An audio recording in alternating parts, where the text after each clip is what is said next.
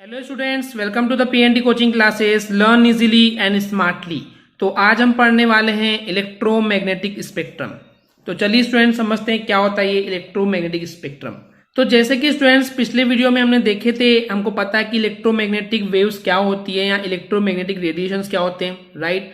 ऐसे रेडिएशंस या ऐसे वेव्स जो कि electric field and magnetic field से अटैच होते हैं, उन रेडिएशंस या उन वेव्स को हम बोलते हैं इलेक्ट्रोमैग्नेटिक रेडिएशंस, राइट। एंड पिछले वीडियो में हमने देखे थे कुछ प्रॉपर्टीज, ओके। तो उस प्रॉपर्टीज एंड इलेक्ट्रोमैग्नेटिक रेडिएशन के पॉइंट ऑफ व्यू से हमको ये बात पता है पहले से कि अलग अलग इलेक्ट्रोमैग्नेटिक रेडिएशन के लिए उनकी जो वेवलेंथ होती है वो डिफरेंट होती है, ओके। यानी कि अगर अलग अलग इलेक्ट्रोमैग्नेटिक रेडिएशन लिए जाएं तो उनकी वेवलेंथ जो है वो डिफरेंट होगी। एंड इस वजह से क्योंकि यहाँ पे इनकी वेवलेंथ अलग अलग है, उनकी फ्रीक्वेंसी भी अलग अलग होगी, ओके स्टूडेंट्स। तो इस वजह से इन इलेक्ट्रोमैग्नेटिक रेडिएशंस को क्लासिफाई किया गया है उनके वेवलेंथ के बेसिस पे। एंड जो ये क्लासिफिकेशन है उसको बोला गया है रीजन्स ऑफ इलेक्ट्रोमैग्नेटिक स्पेक्ट्रम। इस चीज को समझिए स्टूडेंट्स, बहुत सारी इलेक्ट्रोमैग्नेटिक रेडिएशंस को क्लासिफाई किया गया है एंड इस क्लासिफिकेशन को नाम दिया गया that is regions of electromagnetic spectrum. Question is coming कि ये इलेक्ट्रोमैग्नेटिक स्पेक्ट्रम क्या है। तो वैसे तो हमने आपको पिछले वीडियो में भी इसका एक आइडिया दिए थे कि जब आप डिफरेंट वेवलेंथ की इलेक्ट्रोमैग्नेटिक रेडिएशंस को कलेक्टिवली फॉर्म में एक साथ जब रखेंगे तो हमको वहां पे जो कंटिन्यूअस फॉर्म होता है उसको हम बोलते हैं इलेक्ट्रोमैग्नेटिक रेडिएशंस, ओके। बट चलिए इसको इन डेप्थ में और समझते हैं स्टूडेंट्स। तो ये जो डिफरेंट रीजन्स हमको देखने मिलते हैं, तो इन सभी रीजन्स के जो नाम हैं वो भी अलग अलग होते हैं, ओके स्टूडेंट्स। एंड अगर हम बात करते हैं इस इलेक्ट्रोमैग्नेटिक रेडिएशंस की डायग्राम को लेकर के, तो ये जो इलेक्ट्रोमैग्नेटिक रेडिएशन के डायग्राम है ये हमको देखने मिलते हैं फोटोग्राफिक प्लेट पे, ओके, जो कि केमिस्ट्री की लैब में अवेलेबल होता है।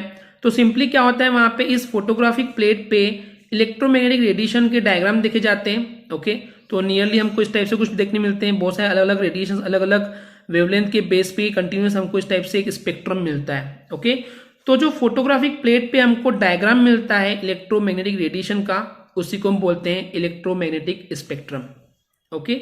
सो अगर हम प्रोफेशनली एक डेफिनेशन की बात करें तो आप इसको ऐसा बोल सकते हैं कि सभी इलेक्ट्रोमैग्नेटिक रेडिएशन को अगर हम अरेंज करते हैं एक साथ, ओके, अगर ऑल इलेक्ट्रोमैग्नेटिक रेडिएशन को हम अरेंज करते हैं एक साथ in the increasing order of their wavelength, अगर उनकी वेवलेंथ के बेस पे अगर वन बाय वन उनकी जो इंक्रीजिंग ऑर्डर पे अरेंज करते हैं वेवलेंथ के बेस पे, या फिर उनकी फ्रीक्वेंसी को डिक्रीजिंग बेस पे अगर अरेंज करते हैं तो उसको हम बोलते हैं इलेक्ट्रोमैग्नेटिक स्पेक्ट्रम, ओके। ये जरूरी नहीं है स्टूडेंट्स कि बेसिकली यहाँ पे वेवलेंथ को इंक्रीजिंग फॉर्म लेना या फिर फ्रीक्वेंसी को डिक्रीजिंग फॉर्म लेना। आप चाहें तो इनको अरेंज कर सकते हैं उनके वेवलेंथ के डिक्रीजिंग ऑर्डर पे भी या फिर फ्रीक्वेंसी के इंक्रीजिंग ऑर्डर पे भी, okay. So what is overall summary students कि अगर आप इलेक्ट्रोमैग्नेटिक रेडिएशन को अरेंज करते हैं उनके वेवलेंथ के इंक्रीजिंग ऑर्डर पे या फिर उनके फ्रीक्वेंसी के डिक्रीजिंग ऑर्डर पे, तो ये जो अरेंजमेंट्स हैं इलेक्ट्रोमैग्नेटिक रेडिएशंस का, उसी को हम बोलते हैं इलेक्ट्रोमैग्नेटिक स्पेक्ट्रम, ओके स्टूडेंट्स। तो स्पेक्ट्रम को लेकर के कंफ्यूज मत होइए। स्पेक्ट्रम मतलब कि कंटिन्यूअस अरेंजमेंट, ओके। एक पर्टिकुलर ऑर्डर में लेकर के आपने अरेंज कर दी, तो जो अरेंजमेंट्स है इलेक्ट्रोमैग्नेटिक रेडिएशंस का, उसी को हम बोलते हैं electromagnetic spectrum. I hope students आपको क्लियर हो गया होगा।